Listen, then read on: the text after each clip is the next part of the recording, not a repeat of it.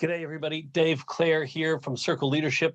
Hope you all had a fantastic new year, and I hope you're all as excited about 2022 as I am. I think it's going to be a fascinating year. We'll probably see a little bit some of the stuff we saw last year, and a whole bunch of other new stuff is going to come our way. And it's really important that we get 2022 off to a fast start. One of my mentors said to me many, many years ago, and he said, Dave, getting the first quarter right is so critical in business because it sets you up for the rest of the year. But if you're falling behind in the first quarter, then you're always chasing your tail for the rest of the year. So we wanted to be able to make sure that we could help people get off to a fast start and help people execute at a far greater rate than they ever have before. So I wanted to share that with you and how we work with our clients to do the same thing so that you hopefully can get off to a great start this year as well and set yourself up for the best year ever that you've had. Because 2022 can be your best year ever, but you got to get off to a fast start. So before we get into the process itself, I want to just tell you how we came about discovering the need for fast execution and actually how the process itself was developed. So in 2018, I did a case study with 25 different business owners and leaders over 4 months. It was in their kitchens, in their engine rooms, and we were looking at all the challenges that they had in evolving themselves to stay relevant in the hearts and minds of the people that they choose to serve. And in that case study that we did, we found every business had their own unique challenges, but there were 4 common challenges that every single business had that we thought we could help them solve. And it was quite fascinating to find that there was actually 4 common, situations that every one of them had. And so with that, we mapped it all out. And we go, holy crap, if we could build a process or a system to help organizations deal with those challenges on an ongoing basis, we could help them evolve and stay relevant. So what we discovered in that was the 4 challenges. Was the first one was there was a lack of clear goals and expectations across the whole organization. The second thing we found was that there was a lack of accountability in the people within the organization. And then the third thing we found was there was a lack of culture and strategy alignment in that organization. So they had a culture over here and a strategy over there, and the two weren't aligned. And then the fourth and last thing that we found as a common factor in all those organizations was a lack of leadership depth and strength across the organization. So we decided, well, what if we could build a process that would address those things? And as we looked at that, we said, okay, well, if we could help organizations, first and foremost, create a culture and strategy alignment. So culture doesn't have to eat strategy for breakfast anymore. And then secondly, if we could help them focus innately on what matters most to be able to make smarter decisions, not get distracted as they work towards fulfilling that strategy, that would be pretty powerful. But then also we could help them build a culture and brand relationship so people fall in love with why they do what they do, and all the clients and the team members and the owners all fall in love with why we do what we do. We could create a real meaningful place for people to work. And then the fourth thing we wanted to do was how can we help bust the myth that execution is hard? Because people believe that execution is challenging because of distractions and conflicting agendas and various other things. So we thought, well, how can we help shift that belief? Because you have 2 choices in business when it comes to implementing your strategy.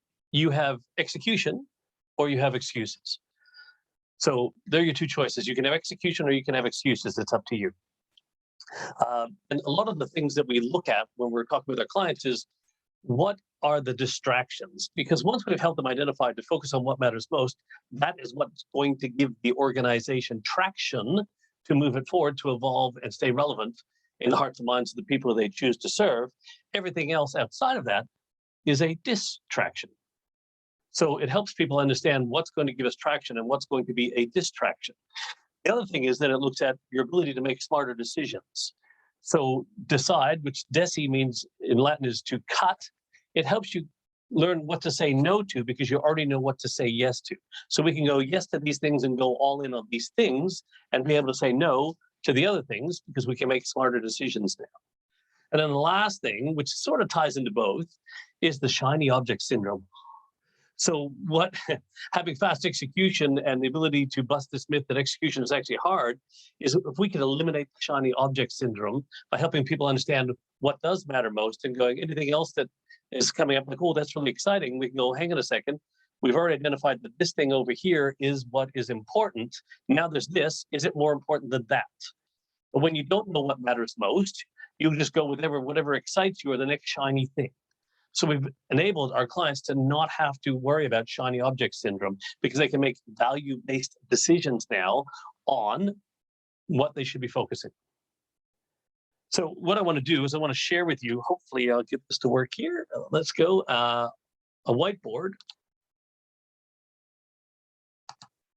I want to run you through a couple of quick things here. So here we go. Right now, we should be sharing the whiteboard. And just making sure that everything is working right here. Okay, so on your screens, you'll see this process here. Now, I'm not going to go into great depth in terms of the process for human behavior, but I just want to understand this because we're talking about shifting beliefs around this execution is hard and busting the myth that execution is hard. And so it's really important to understand how we got the beliefs that we have right now. And I'll start with this here. So success, however you choose to define that for yourself, has come from your results. Now, those results have come from the way that we behave. So we have accomplished these things, which culminates in our picture of success from the behaviors that we've demonstrated. Now, what we know over the past 200 years of basic psychology studies written by the Greek philosophers, written in the Bible, is how I think determines how I act. So when we look at our attitudes, then there are habits of thinking, which drives our actions, which cause us to achieve the results and get the success we may or may not be enjoying in life right now. When you look at that, then if we want to if we want to have new results, we would need to do different things. Therefore, if we want to do something differently, we need to think differently. So if we want to shift our belief about execution, well, then we actually need to shift the way we think about strategy, the way we think about executing, and how we work with our team and our people to achieve the results. Because if you're not getting the execution at the level that you'd like to have it at right now, well, then something has to change. You can't keep doing the same thing over and over and expecting a new result, because we all know that's the definition of insanity.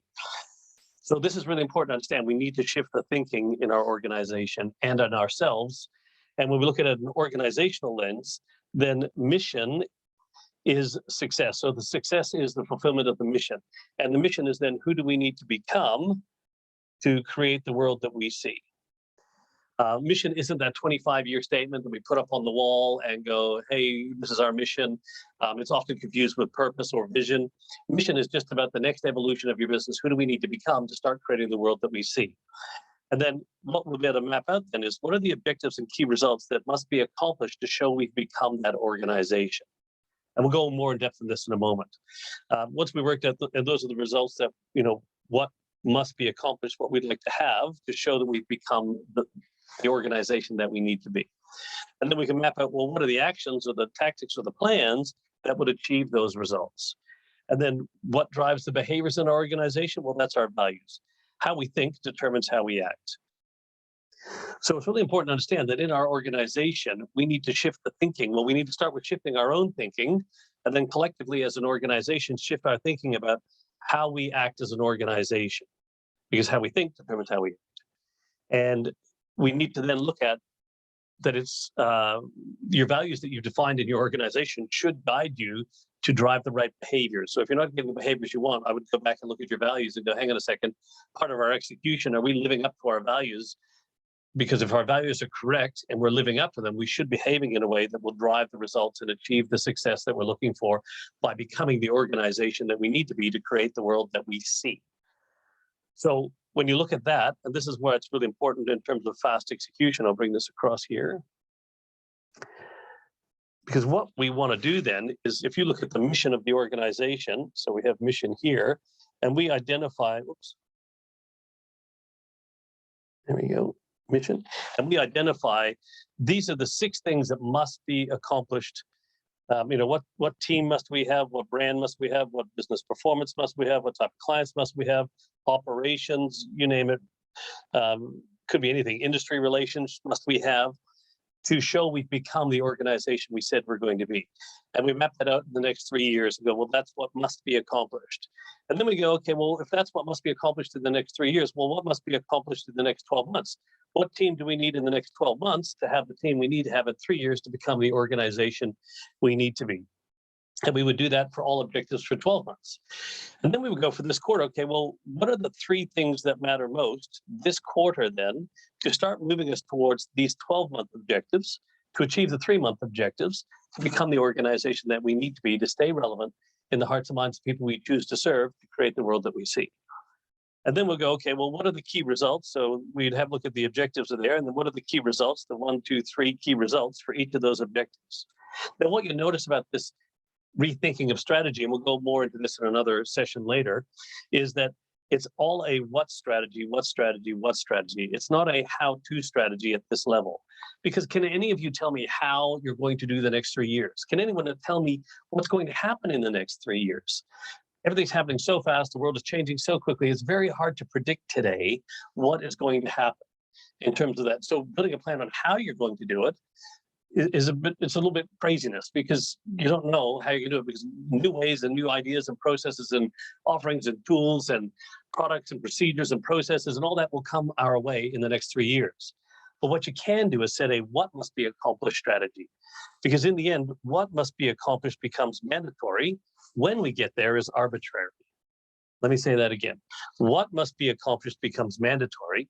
When we get there becomes arbitrary. So if you achieve this in 36 months, 42 months, 30 months, it doesn't really matter. What matters is that you actually achieve these things to become this organization, because this is the business that will keep you relevant in the hearts and minds of people you choose to serve.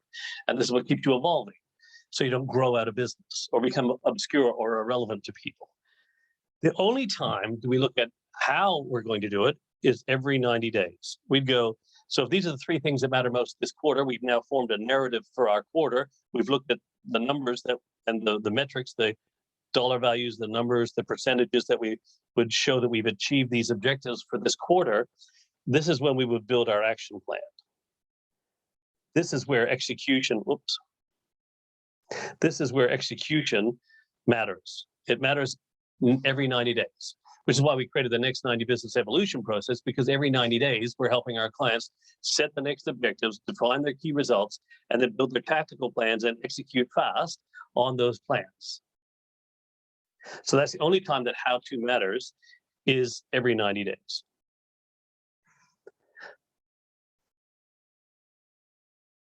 So that,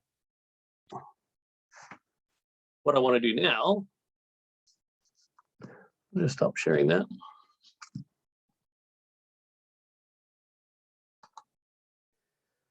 So hopefully that's helped you see and understand how you get down to understanding what matters most. So what I want to take you through now is the next part of this process. I want to share with you.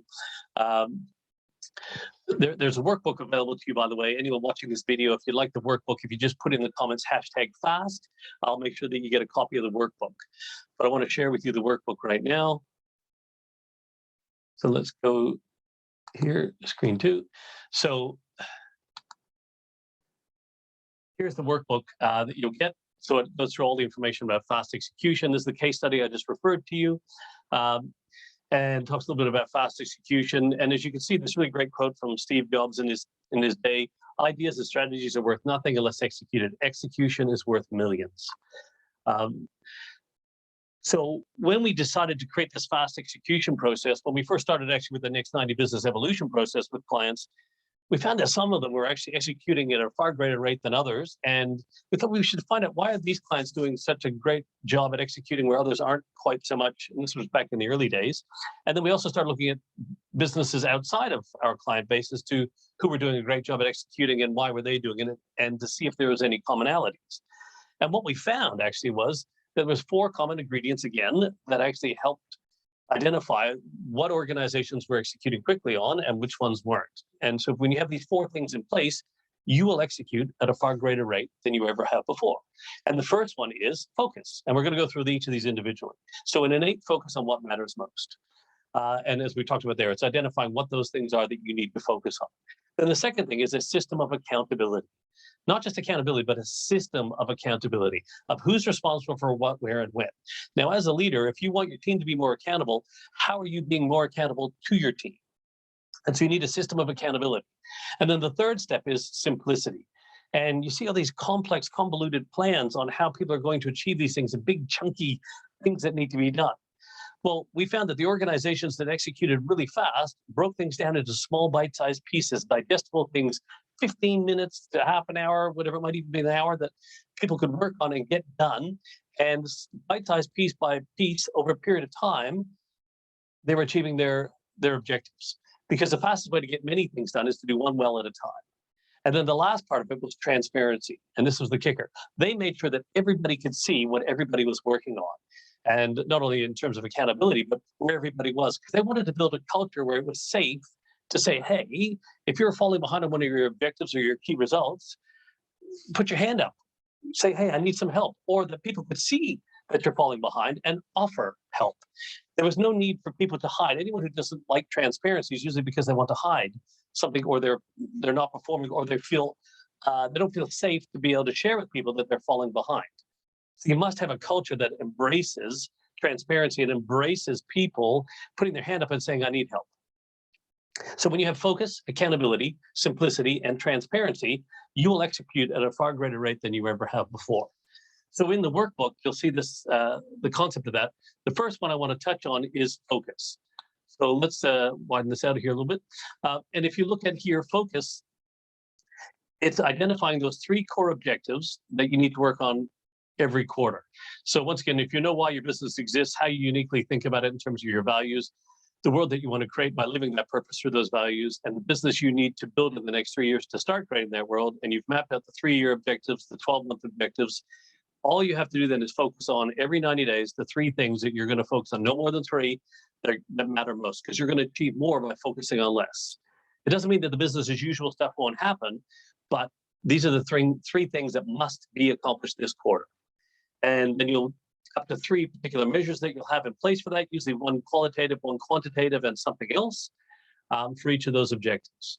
So now you know what matters most. Now you can say, this is the narrative, and here's the story. So words form a narrative, and numbers tell the story. And your job as a leader is to make sure the narrative and the story match. So as you're doing this here now, the exciting part of this is you can start working then as to who's going to be accountable for these things. So you're going to work out who's going to lead each objective and key result, and who's going to contribute to each of those things.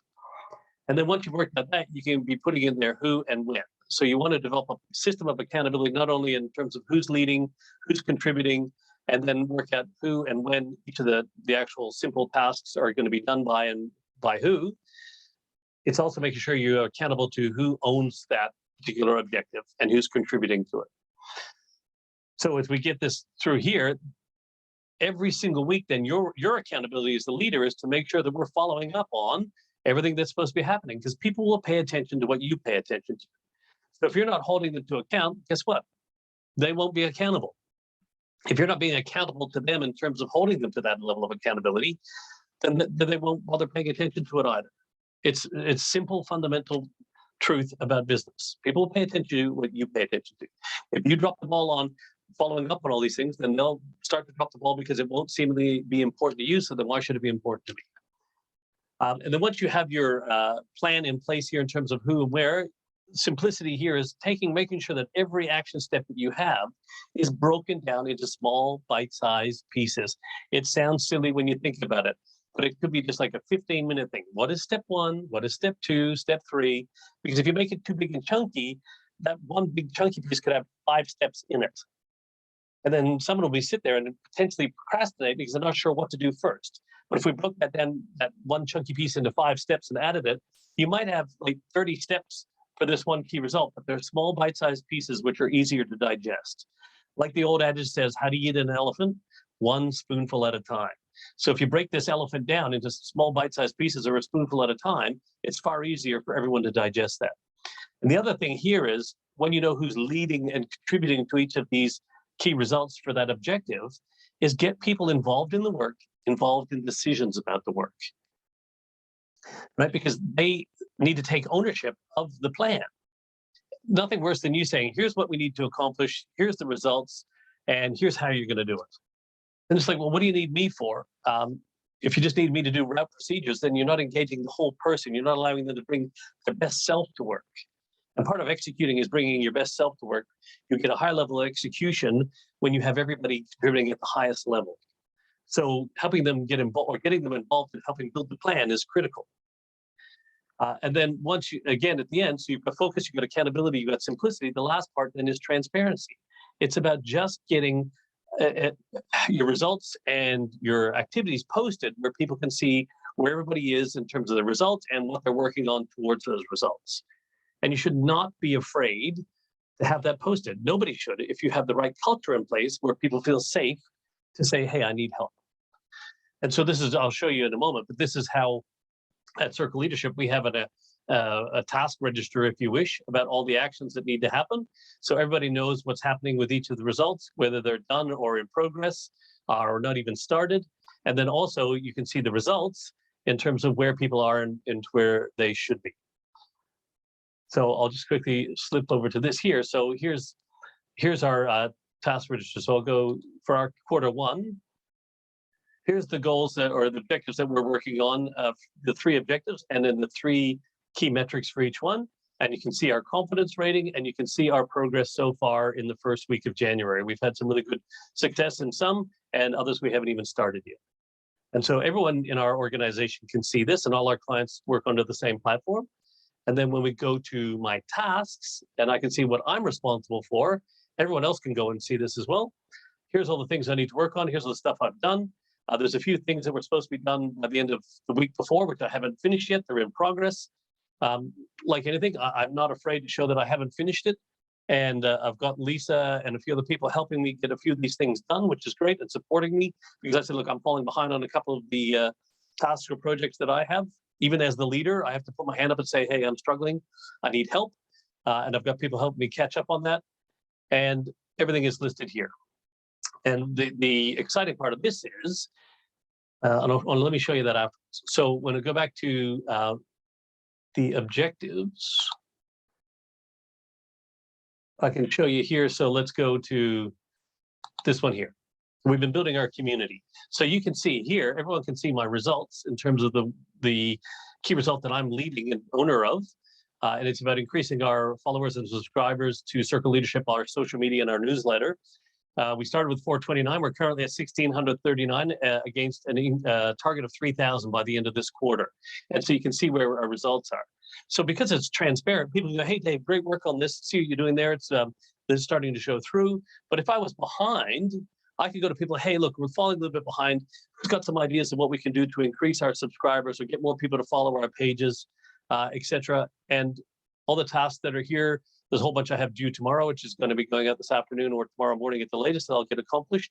But then we feel, hey, that's a great idea. I can add a task, and then that goes into the register. And for transparency, everyone's involved, everyone can see, and I'm not alone in trying to achieve all the objectives and key results for that are even mine to lead or contribute to. So it's really important that you have all that in place. So the last thing I want to share with you then, as we get to wrap up, is let me bring this back to, we'll just go over here. So fast execution, just a simple way to look at this and step by step. So here's a simple action plan for you to take, is identify what matters most. I mean, this is the most important thing here, right? The 3 core objectives that must be accomplished this quarter. And make sure that you get that, because that forms your narrative for the quarter. So when you talk to your whole team, you can narrate what the next quarter is going to look like. Then identify up to the 3 key results, the qualitative, quantitative, and something else that you might need to put in place so they understand the numbers that will tell the story. Then make sure each key result has a measurable, once again, there's the numbers, $sign, number sign, or percentage, because if you can't measure it, you can't manage it. And please understand, you manage the results and you lead the people. So narrative is there to lead the people, and the story is there to manage the numbers.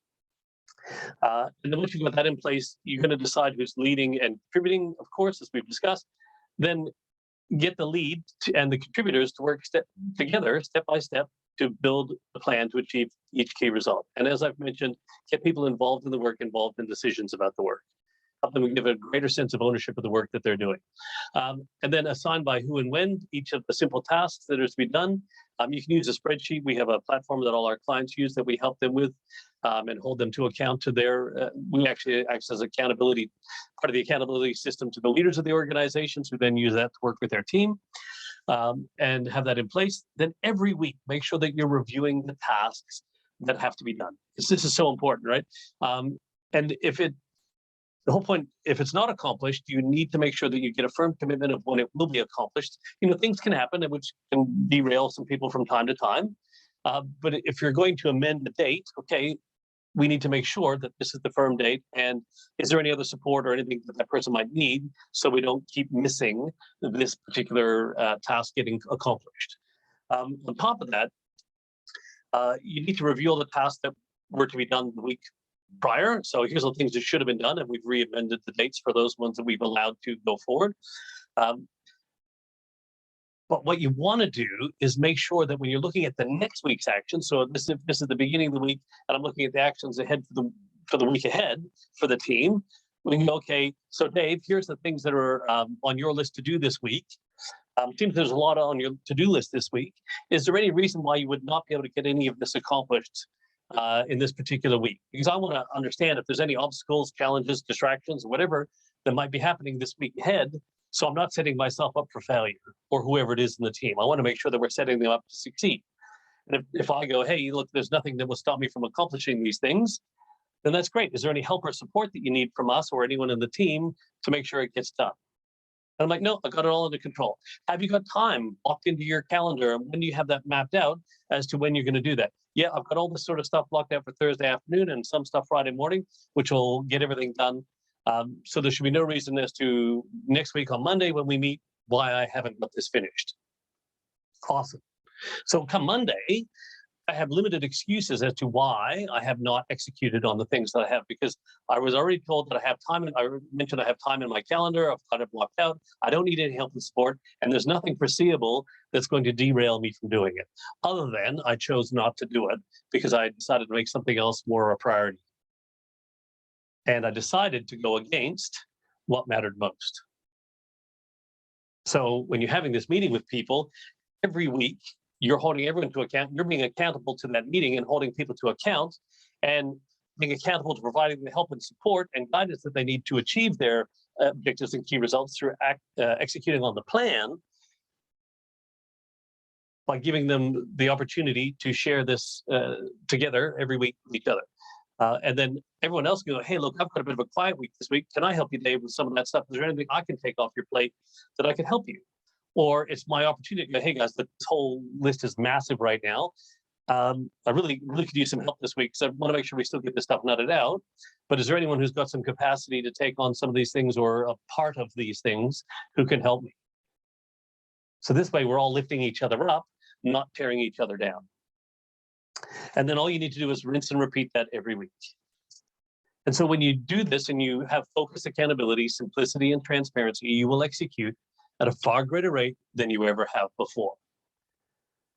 And what our clients have found is that by using this process, they end up having their best year ever, because weekly accountability, monthly coaching, and every quarter they have a quarterly intensive and mapping out what the next 90 days are, the next objectives, the focus on what matters most every 90 days, that they're achieving their best year ever. And what I could only hope for all of you watching this is that 2022 becomes your best year ever. Even in the craziness and insanity of 2022, I would hope that this is your best year ever. The secret to that is fast execution. You can have the world's greatest strategies, but if you're lacking an ability to execute or not sure how to execute, or you're not holding your team to account for execution, then you will struggle. And if you don't nail this first quarter, you're going to be chasing your tail for the rest of the year. So please, for 2022, get off to a fast start. Use fast execution in your business. And once again, if you want to copy the workbook, down below in the comments, just put #fast, and I'll make sure you get a copy of the workbook. And if there's anything we can do to help you, please don't hesitate to reach out to us, and we'll answer any questions that we can. Until then, I want to wish you all a happy new year and much success in 2022. And we look forward to continuing to educate and be a part of your lives and your business. and supporting you in everything that you're working on to evolve yourself and your business to stay relevant in 2022 and beyond.